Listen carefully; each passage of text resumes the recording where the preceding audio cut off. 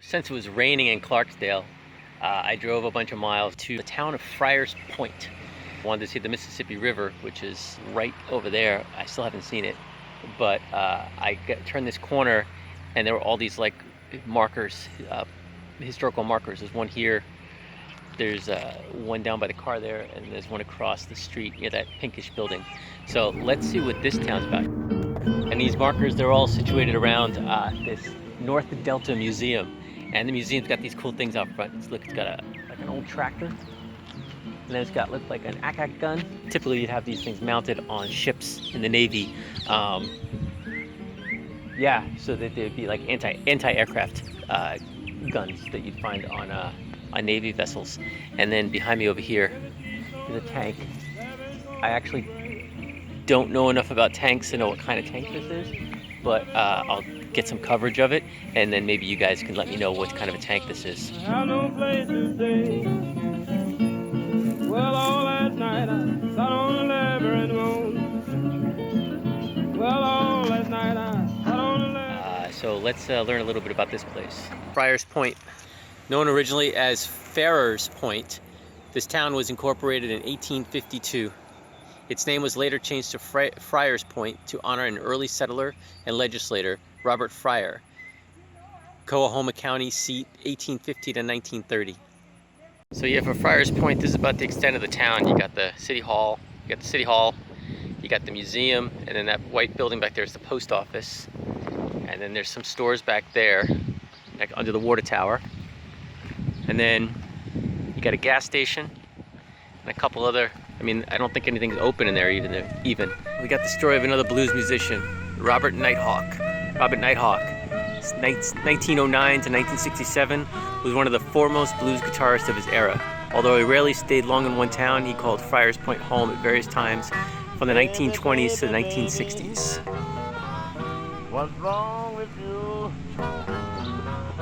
I'm getting so Conway Twitty, born in Friars Point as Harold Lloyd Jenkins, son of a ferryboat captain. Conway Twitty first achieved stardom as a bluesy rockabilly singer. Like blues music, it's like the blood and soul of this area of Mississippi. And these little towns, man, kind of cool.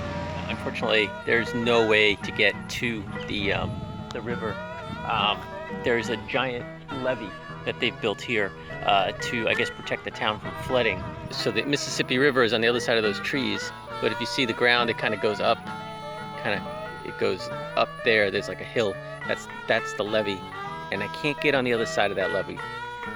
It's just, I probably could go there, climb that, and go over. I'm just not really interested in doing that right now. But I did find some markers, which there's one here, and then there's another one just down the street there. So let's check out these things I found.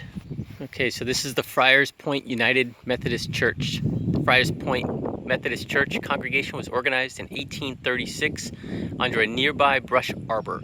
The original log church on this site was burned by Union troops during the Civil War. A second structure was destroyed by a tornado.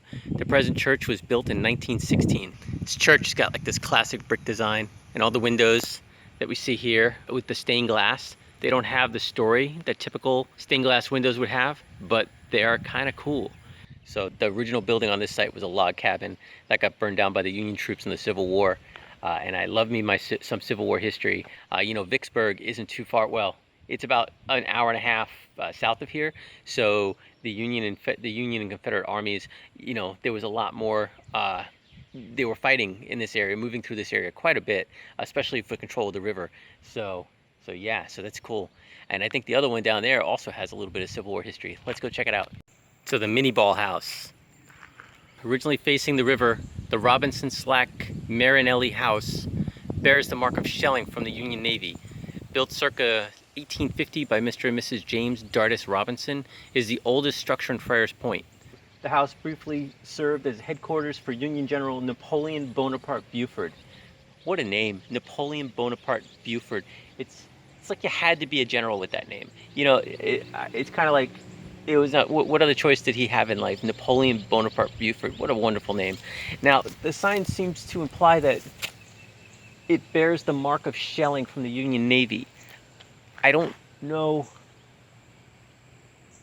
Maybe you have to go around the back, but I don't know if this is a private residence, so